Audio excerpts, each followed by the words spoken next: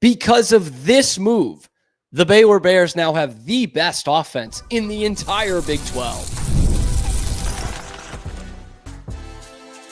You are Locked On Baylor, your daily podcast on the Baylor Bears. Part of the Locked On Podcast Network, your team every day. Hello there, Bears fans. Welcome to another episode of Locked On Baylor, brought to you by Game Time and part of the Locked On Podcast Network, where it's your team every day. I'm your host, Cam Stewart of ESPN Central Texas and The Cam Show on YouTube. Today, we're talking about the move recently made that now makes Baylor the best offense in the entire conference and why that might be just good enough to win this conference. But who are they going to beat to get there? One expert has a crazy Big 12 championship prediction that does involve Dave Aranda's Bears, who might have the next Cam Skattebo in the backfield this year. We'll tell you who that is coming up on this episode of Locked On Baylor from the new Boston area studio. Those of you watching on YouTube every day, you probably could have seen that coming, right? With how the backgrounds were changing and we had some boxes back there. We are in the studio now, and I'm not going to lie to you guys, especially those of you watching on YouTube. You'll probably see this. There's no internet here yet. Okay, they're not coming in for another couple of days. So I'm on a hotspot right now. So if a word or two skips, please bear with me. That's not just a plug for my man, Scotty Swingler, in that podcast, but please bear with me on this one. We're going to be at a couple different studios over the next couple of days, it looks like, just so that we can get this on the air and get this out to you every day. Okay, so I apologize in advance, especially those of you watching. We don't have anything up yet. I look like I'm in an asylum here. We will get some stuff up. We will rearrange this, and it will look like a true studio in the next days and weeks. But we got to talk about Baylor football, man, because the big piece of news coming at the end of last week when we did a couple of preview shows, we haven't really talked about it, but Ashtyn Hawkins is back. Ashtyn Hawkins is going to play on this team. And that's humongous for Baylor. Like the more that I kind of thought about it in the last couple of weeks when he was still ineligible, the more nervous I got, the more angsty I got. Because as I've said on the show before, it's not like Baylor goes from a 10-win team to a 7-win team because they don't have Ashtyn Hawkins, okay? That likely doesn't happen. I love Ashtyn Hawkins, the player. I don't know that he's worth a game or two, but it does change the outlook. And I mentioned it on a show last week with the 5 biggest questions going into Baylor football season. So if you haven't checked that one out, check it out. But I said, as it stood going into this offseason, they were returning 3 of their top 5 pass catchers from a year ago, from a team that just got better by the week, especially offensively. And then when you take Ashtyn Hawkins out of that equation, I tell you it's 2 of the top 5 pass catchers from a year ago rather than 3. That feels like a big difference, doesn't it? When I tell you it's 2, you're like, well, okay. When I tell you it's 3, then you think, okay, that's continuity. That's another year of that chemistry and of those guys who put up big numbers last year. But if I tell you it's 2 out of 5, and one of those guys is Michael Trigg, whom I love, man, and we all do, but who did get suspended for a game last year, has been suspended for games in the past, then you're like, oh, man, that's a lot of attention on Josh Cameron. Not that he can't handle it, but that's a lot of attention on Josh Cameron. But now it's back to 3 out of 5. And now we're feeling great, to the point where I look at these teams and what they bring back in this conference, and I don't think there's any question Baylor has to have the best offense in this conference. And they have to have one of the best in the country. And if Baylor's going to want to get to where they want to be this year, where we want them to be, they need to be that good. They need to have a top 15, top 10 offense in America, at least among real legit Power 4 schools. And there's no excuse, I don't think, to have the best one in this conference. I think you have the best offensive coordinator. I think you've got the best quarterback. And with what you bring back, we look at some of these other teams, Arizona State, I talked about ad nauseum in this offseason. I think teams and experts aren't giving them enough respect because they bring so much back. But they don't bring Cam Skattebo back. He wasn't their whole offense, but that's a huge deal. There's nobody for Baylor that you're like, man, that's a huge deal. They didn't bring this guy back. What they lost were ancillary pieces on the offensive side. Not to denigrate anybody's game, but they lose Hal Presley. They lose Katron Jackson. They lose Richard Reese. A couple offensive linemen, sure. But they don't lose big pieces on this team. They bring back the quarterback, who was one of the best in the Big 12 last year. They bring back both running backs, who I think are both top 5 running backs in this conference this year. They bring back far and away their best receiver. They bring back their second best receiver. They bring back their playmaking tight end. When you put all that together for a team that averaged more than 30 a game last year, there's no excuse to not be. That's the point where we're at right now. Not just, hey, they should be really good. No, they have no excuse to not be the best offense in this conference. And this is a league, by the way, where the offense is going to go nuts this year. We're going to talk about that more in the next segment. I don't know that it's going to be 2016, 2017. Your slightly older brothers, Big 12. The Big 12 when I was in school, where there was no defense played at all. I don't think it's going to be quite that. But how much have we talked about the quarterbacks this year, this offseason? With the depth of quarterback play in this conference, there are going to be some big-time scorers, okay?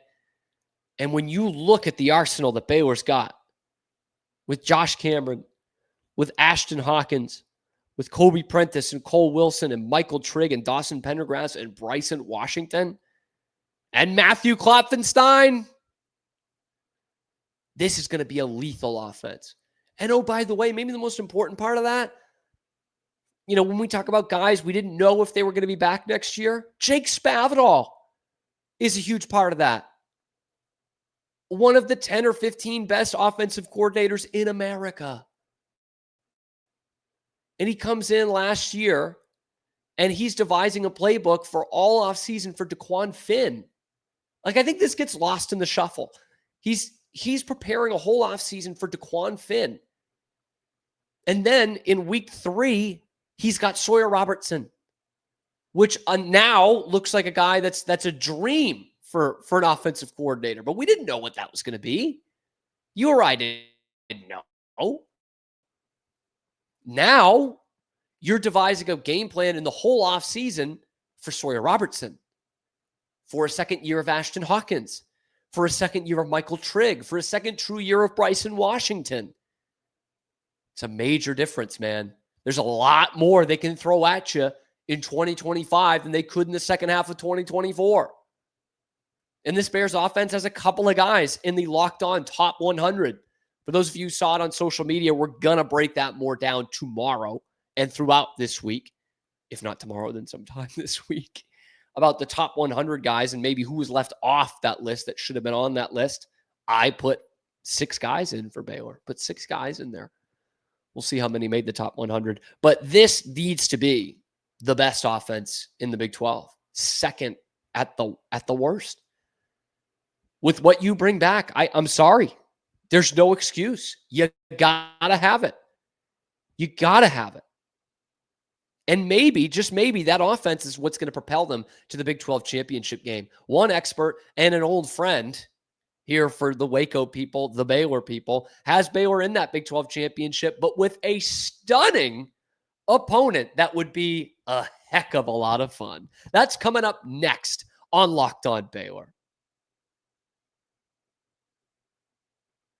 But first, today's episode of Locked On Baylor is brought to you by our friends over at 5 Hour Energy. Guys, I needed this a lot the past week with the move, okay? It was time to fuel up and turn it up with 5 Hour Energy Transfusion. It brings the bold grape, ginger, and lime flavor of your favorite golf drink, minus the alcohol, into a quick, energizing shot. Whether you're sinking birdies or just making memories with your friends, this one's a hole-in-one for your energy game. Let's be honest. Some days on the course or off it, honestly, You just need that extra boost to stay sharp and stay energized. And with college football Saturdays coming up, you're definitely going to need to stay energized. Okay, that's where it comes in. It's all about good times with good people, good flavors. That's what 5 Hour Energy is all about. The grape ginger lime flavor gives you the best parts of your clubhouse go-to without chasing down the bev cart. So go to 5hourenergy.com today. That's the number 5hourenergy.com. You can use my promo code LOCKEDONGOLF to receive 20% off your order. Once again, that's Locked On Golf for 20% off your order. This offer is only valid until September 30th on one order and cannot be used with other promotions. The code is not good on subscription orders. So whether you're meeting up with friends, trying to turn 18 holes into 36, however that works out for you, get the energizing boost you need to power through. Order transfusion flavored 5 Hour Energy shots. Do it today. Talked about the top 100 from Locked On. That was a huge project that our Locked On people did this year where all our hosts sent in. I put 6 guys on there for Baylor. I'm going to give you a spoiler alert. They don't have 6 guys on the top 100, but we're going to break that down this week. So if you haven't seen that yet, check it out. See where all these Big 12 guys land, where these Baylor guys land. It was really a heck of an effort put in by our Locked On team, which is just growing so much. In fact, we're going to have a national weekly college football show that has all kinds of Baylor flavor, or maybe all kinds of TCU flavor, however you look at it. Our old pal, Drake Toll, is going to host that. I'm super happy for him and excited for that. And former Baylor legend Gary Patterson will also be a part of that show. So definitely check that out. And I think Drake Toll and Gary Patterson are going to have a rooting interest in the Big 12 championship game this year. At least that's what On3 expert and former Sikkim 365 host JD Pickell thinks. Okay, we don't know what side of the aisle they'll be on, but here is the conference championship predictions from JD Pickell. LSU over the Texas Longhorns in the SEC, Ohio State over Oregon in the Big Ten, ACC, Clemson over Miami. Miami making a conference championship game, we'll see. And in the Big 12, JD has his former team, the Baylor Bears, knocking off, I would say, their most bitter rival, the TCU Horned Frogs. Whoa. First off, let's take this stock. How fun would that be? How fun would that be to get back to Arlington and have that? Does the Big 12 want that? Probably not. Okay, let's call a spade a spade. They don't want 2 private schools in there. But what they will love is they'll draw a crowd. I know they're not going to punch out 95,000, 90,000, whatever it is at Jerry World. They're not going to punch that hole out with these 2 teams. But shoot, man, they had Arizona State in there last year with like the 2nd or 3rd biggest undergrad enrollment in the entire country. And their side was barren. Did you fill out half that place with Iowa State and Arizona State, 2 state schools, one of them huge? No, you didn't. So at least you got 2 within driving distance that can buy tickets that week and head right up there. So it's not their dream matchup in terms of the crowd, but it's going to be pretty good. And man, that would be so good for this conference. They might not know it now, but that would be so good for this conference. 2 Texas programs that are so into this, that are actual rivals and are within driving distance of Jerry World, and 2 who have been, BCS busters in recent memory, right? Both Baylor and TCU. That would be a heck of a lot of fun. Oh, the crowd work that week, the burner accounts. Oh, it would just be fantastic. But in terms of what this tells me from JD Pickell, who I know has become a bit divisive amongst Baylor fans. I know a lot of Baylor fans, myself included, have not been happy with On3 in their predictions this year. I'm still a big JD guy. I'm a big JD Pickell fan. In fact, I'd love to get him on this show and talk a little ball. I think he knows ball. I really do. So the way that I'm reading this and what JD is thinking about for this conference is this is going to be a bit of a throwback for the Big 12. I said in the last segment, I don't think it's going to be what it was 10 years ago, but I think that's how JD's reading it. Offense is going to rule in the Big 12 this year. And I think both these teams will have decent defenses, middle of the pack. I think TCU will get a little better. I think Baylor will improve from a middle-of-the-pack team last year defensively in the Big 12.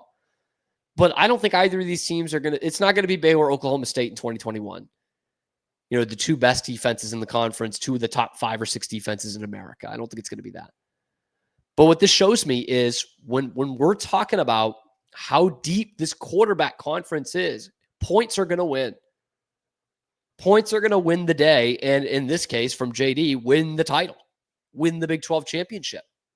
I think Arizona State will have a better defense than both these teams.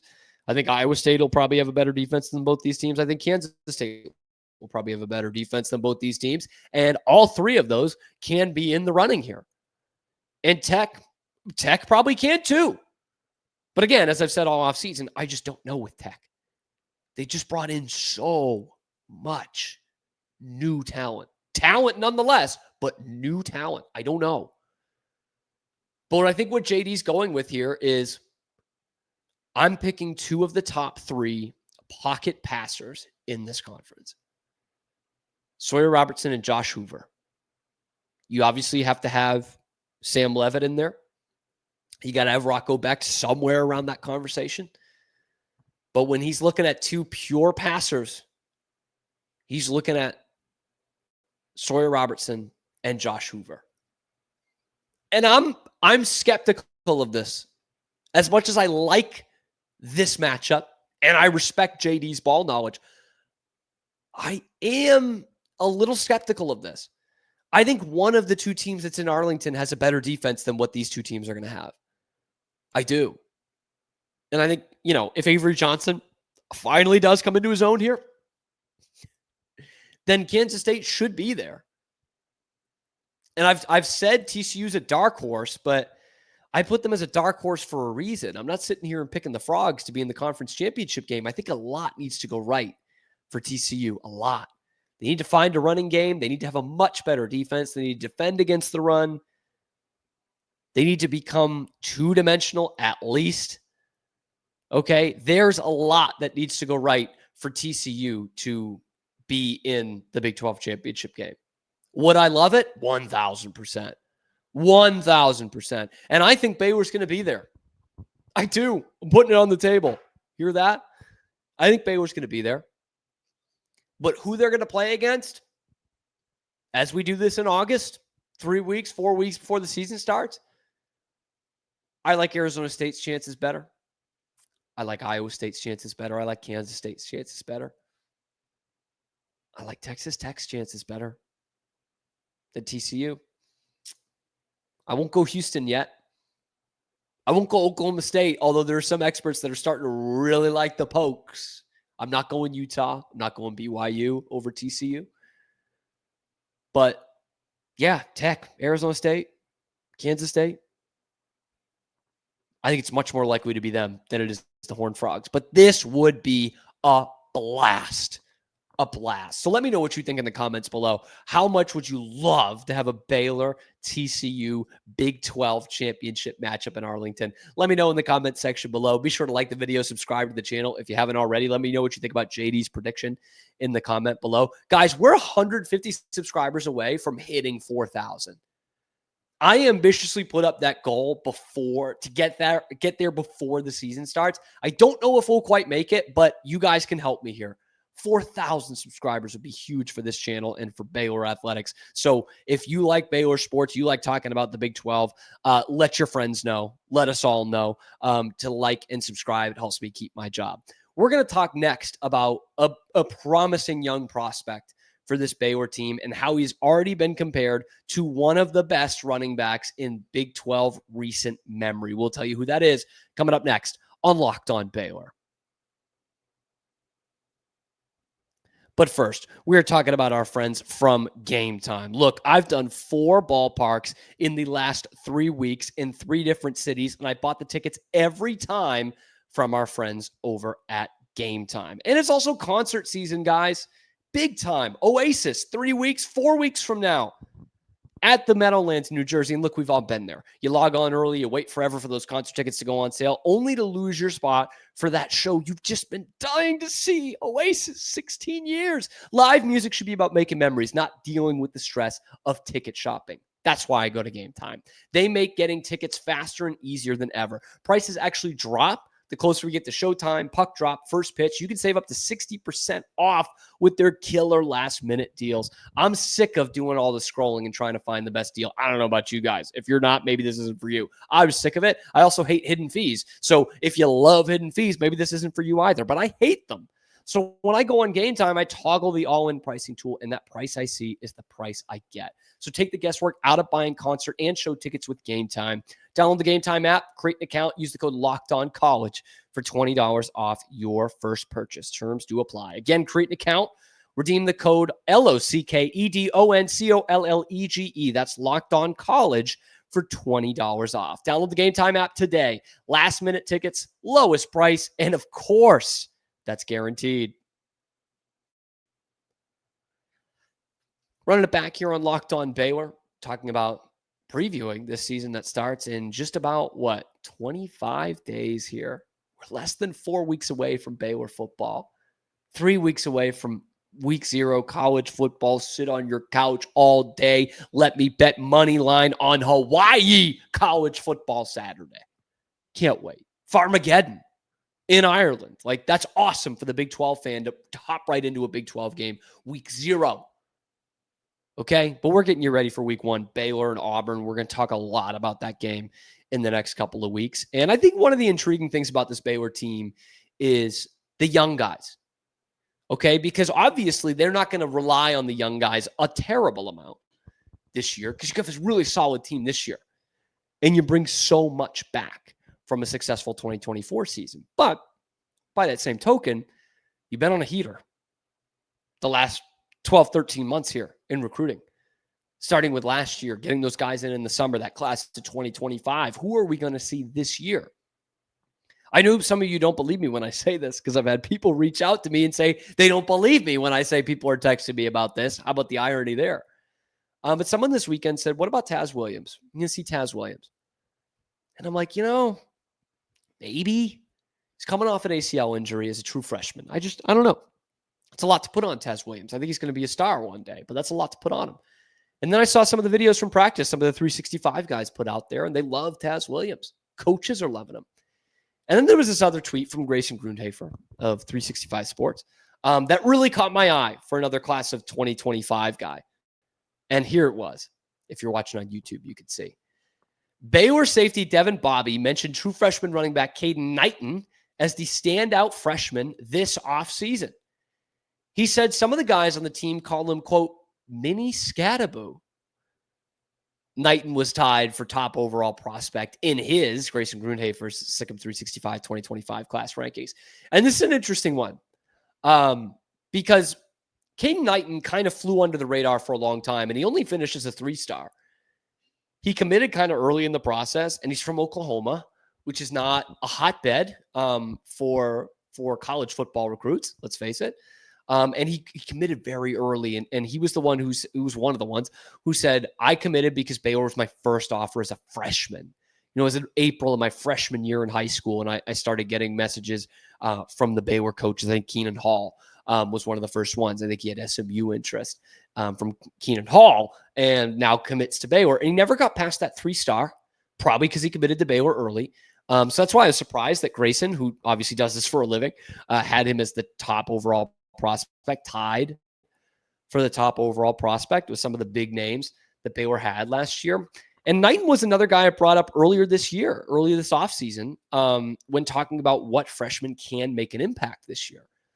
I said, don't be surprised in some of these early games, especially. Dave and Jake Spavital like to give several guys touches. Earlier in the season in 2024, 4 guys were getting carries for Baylor. And it became Bryson Washington and Dawson Pendergrass, but Dominic Richardson was your starting running back to start the season. Richardson, Reese, and then Bryson Washington and Dawson Pendergrass. And they found their 2 guys. Don't make this mistake. Don't get this twisted. Dawson Pendergrass and Bryson Washington are going to be your 2 guys. But Caden Knighton's going to get a look. I really believe that. And to hear this comparison from Devin Bobby, how does that not get you excited? Right? And this could have been the other time I brought up Caden Knighton this offseason was Rylan Morris, who's coming in next year as a running back, flipping to Stanford. Okay, Stanford, sure. You want to go win 4 games, go ahead. Fly across the country every other week to win 4 games. Go right ahead. One of the reasons why is because Caden Knighton's very impressive, man. Very impressive. And when you look at the kid, you look at his frame and you look at his highlights from high school, the Scadaboo comparison is not that crazy. Okay? I mean, obviously, he's got to be super legit to be Cam Scadaboo, right? Like, Scadaboo was one of the 3 or 4 best running backs in America last year, and was just a one-man wrecking crew in that college football playoff against UT. Caden Knighton's got a long way to go to be that. But when you're talking about the play style, the body, the way that he played, I mean, you can absolutely see it. And look at some of the clips coming out from fall camp, man. The dude eats tackles, bounces right off him. He's got a big frame that's going to keep getting bigger. 5'10", 206. That's what Bryson Washington's at right now. Like almost exactly. I think he's 5'9", 208. Caden Knighton sitting here at 5'10", 206 as a true freshman. And again, to use that comparison, maybe we're not using the Cam Scadaboo comparison yet, but I don't think a Bryson Washington one's that crazy either. When he came in as a true freshman coming out of Franklin High, I said, look, I don't know. I'm no major scout or anything like that. No recruiting expert, but I watched this kid play a lot in high school, and he took a lot of carries, took a lot of hits, and kept getting up and kept getting better. I think this kid can handle Big 12 physicality. I do. 1 season in, and he handled it. Caden Knighton might be that next guy. And if he's anything around Cam Scadaboo, look out Big 12, look out college football. This gravy train is going to roll on. One of the great things about this Baylor program right now is not just this year, it's the future of this program. Like, this is the year. You got NFL guys all over the roster this year, which you haven't had in forever. But when you look at the promising future this program has, it's undeniable. And Caden Knighton's a huge part of that. But who are you looking to see from this freshman class, this vaunted class of 2025 on the recruiting trail? Let me know in the comment section below. Caden Knighton, Camoran Morgan, Taz Williams, Palmer, I almost said Palmer Williams. He's the current puncher. Red Armstrong is who I'm thinking of, the kicker. Let me know in the comment section below. Be sure to like the video, subscribe to the channel. Help us get to that 4,000 subscriber mark. I know we're starting to get some from other fans too. I appreciate the heck out of all of you guys. Thank you so much for making this show what it is. I couldn't have imagined the numbers that we've reached already. Views, watch time, subscribers, revenue. Like, I seriously couldn't believe it. Couldn't have imagined it when I took over this podcast. So let's not get sentimental yet. Let's keep going. Thank you for making it your first listen today and every day. We're proud to be the only daily Baylor football podcast, Baylor sports podcast, that's talking exclusively about Baylor. That's not directly from the university. We're damn proud of that. Thank you guys again for making it your first listen today and every day. And we will see you tomorrow on another episode of your favorite show, Locked On Baylor.